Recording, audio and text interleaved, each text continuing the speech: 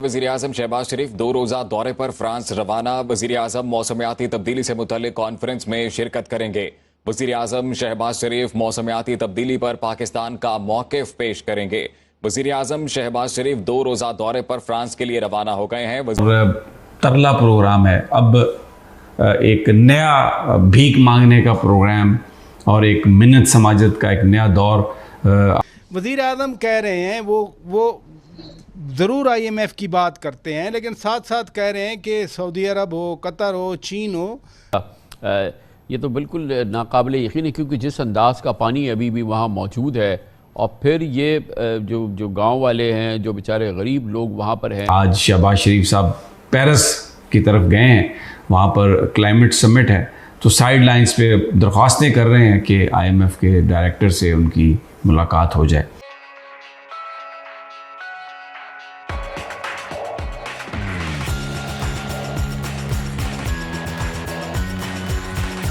मुझे ये बातें करते हुए कोई खुशी नहीं महसूस हो रही, इसलिए कि मैं एक पाकिस्तानी हूँ और पाकिस्तान की इज़्ज़त और उसका जो मकाम है वो हमारे सबके सामने है।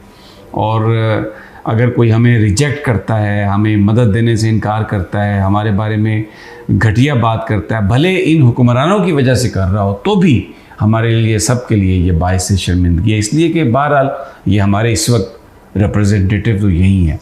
इसहाक डार साहब ने बहुत कोशिशें की और उन्होंने बड़े चक्कर भी चलाए, झूठ भी बोले, मीडिया में अपने दोस्तों के हमरा जो जिस तरह मीडिया पर पूरा कब्ज़ा है इनका, खबरें भी दी कि जी IMF से पैसे आ रहे हैं, सऊदी अरब से पैसे आ गए हैं, फ़लाँ ने पैसे दे दिए, लेकिन ना किसी दोस्त मुल्क ने पैसे दिए, ना IMF ने कभी कोई यकीन दहानी कराई थी, ना ही उन्होंने हमें अपने किसी उसमें शेड्यूल में रखा।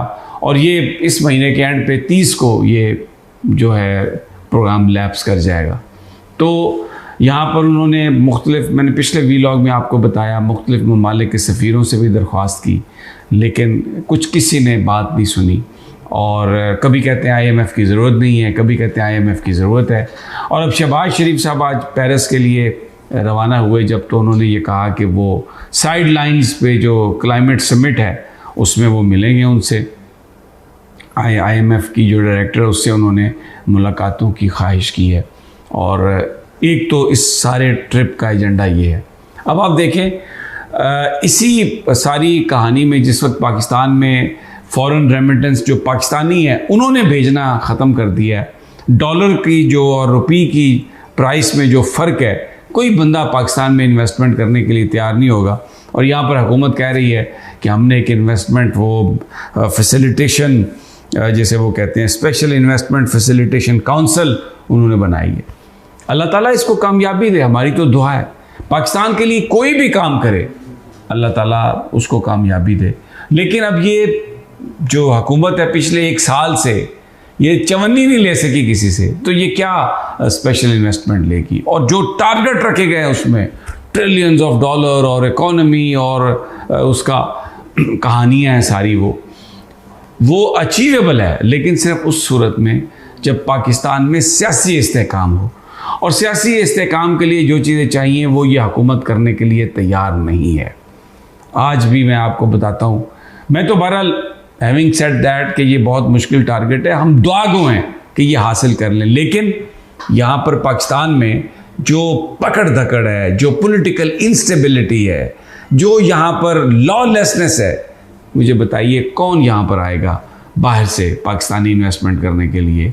और जब पाकिस्तानी इन्वेस्टमेंट करने के लिए पाकिस्तान में नहीं आ रहा, तो ये गोरा या काला या कोई अरबी या कोई और नेशनलिटी का बंदा ये क्यों आके पाकिस्तान में इन्वेस्टमेंट करेगा, जहाँ पर तो कुछ भी जो है वो महफूज नहीं है। तो अब बहरहाल एक बड़ा ये एम्बिशियस प्लान है और अभी लेट्स सी कि इसका क्या नतीजा निकलता है, क्योंकि इसमें ज़ाहिर है पाकिस्तानी फ़ौज के सरबराह की पूरी एक उन्होंने वो मीटिंग में मौजूद थे और आइन और कानून के तहत भी वो पाबंद हैं हुकूमत के साथ। पाकिस्तान की वो मदद कर रहे हैं, तो क्या इस मदद के सहारे ही पाकिस्तान चलेगा, डिफ़ॉल्ट नहीं कर पाएगा? आपकी प्रोजेक्शंस क्या हैं?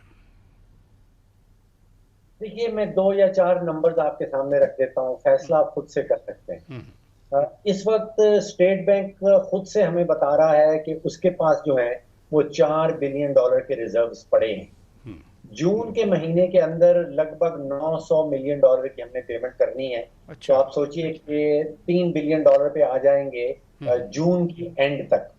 फिर महीना शुरू हो जाएगा जुलाई का।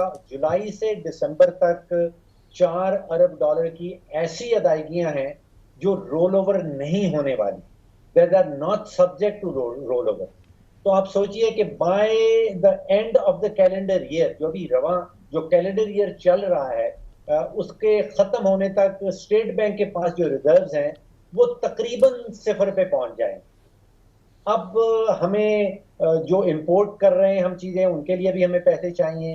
अगला जो माली साल शुरू हो रहा है जून की 30 तारीख के बाद, जी उस 12 महीनों के अंदर हमारी अदायगियां हैं वो लगभग 23 से 24 अरब डॉलर की हैं। तो मेरे ज़हन में तो IMF के अलावा और कोई मुतबादिल प्लान मेरे ज़हन में नहीं आता है। अब बताया हमें ये जाता है, हुकूमत कहती है कि कोई प्लान बी एग्जिस्ट करता है। ये खुदाया अगर कोई प्लान बी है तो वो वजारत खजाना को चाहिए कि मीडिया के साथ शेयर करे, वो स्टॉक मार्केट के साथ शेयर करे, वो एक्सचेंज मार्केट के साथ शेयर करे, वो बैरूनी सरमायाकारों के साथ शेयर करे।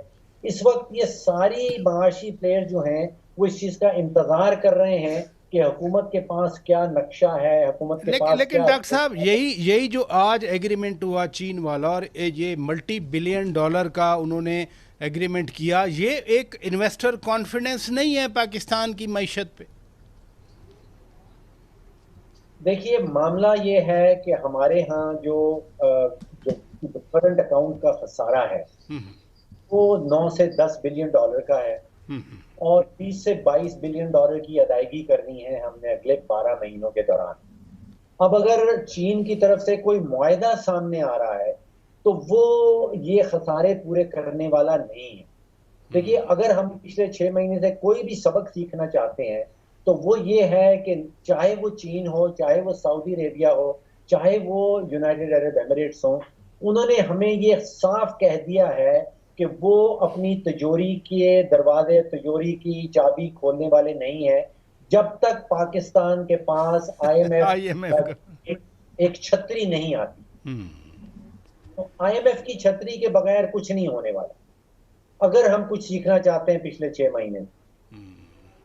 वो एक तरह से दुनिया से कटे हुए हैं और फिर उनका जो जितना भी आमद और रफ्त है वो किश्तियों के ज़रिए हो रहा है। जी खान साहब, बड़ी ख़तरनाक और अफसोसनाक सूरत हाल है और ये पानी देखकर आदमी हैरान हो जाता है। जब हमने इस इलाके में ड्रोन कैमरा उड़ाया तो हम खुद ये देखकर हैरान हो गए कि इतनी बड़ी तादाद में पानी मौजूद है। अब हुकाम की बेसिकली इसमें हुकाम की नाअहली का बड़ा सबब है, क्योंकि अभी तक कोई बाकायदा मंसूबा जो है इस हवाले से कोई शुरू नहीं किया गया। चलो, इतना बड़ा पानी, इतना बड़ी चीज़ जो मामला है वो फौरी तौर पर हल नहीं होता, लेकिन कम से कम कोई बाकायदा प्लानिंग हो, कोई मंसूबा तो शुरू हो जाए ना कम से कम इस वक्त तक।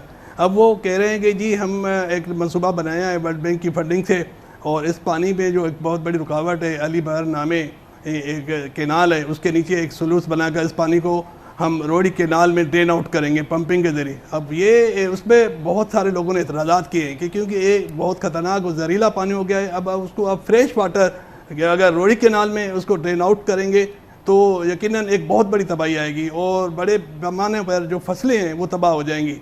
तो अब वो कह रहे हैं कि जी 10 साल पहले या 2013 में इंटरनेशनल जो कंसल्टेंट थे उन्होंने एक बाकायदा मंसूबा दिया था। ये जो एक बेसिकली ढोरा है, जो पुरानी पानी की गुजरगाह है,